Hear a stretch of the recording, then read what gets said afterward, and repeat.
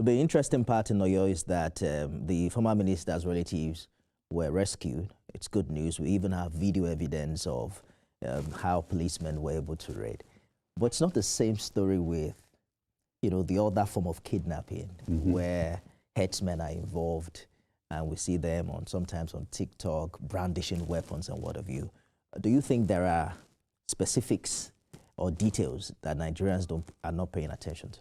Well, the thing is that, you see, kidnapping has become such a complicated adventure that the common currency there is money, whereby if you have the money, you pay yourself out. You remember the Kaduna-Abuja train kidnapping? There was one Alhaji, he just came in, paid money. Within 2 days, he was released and he went home. So, and those who don't have, remain. But there's a funny thing that we're observing here is that they know that these children are not, they are not rich at all. Peasant farmers are their parents. If you gather all the money with them, you might not even get 210 million. But they will kidnap them and ask for 100 million. And what does that tell you? The target is not the parents.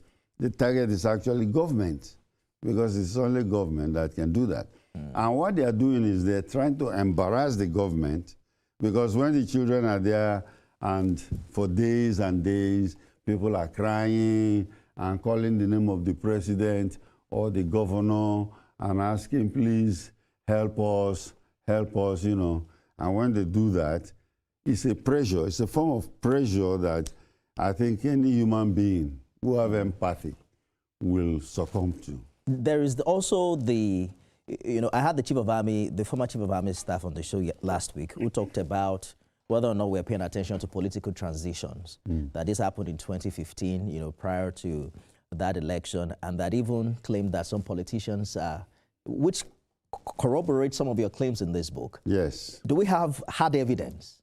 For instance, there is some guy in Oyo who is saying that politicians are involved in the Orire local government abduction. That is not a strange thing, because yes, politicians are involved.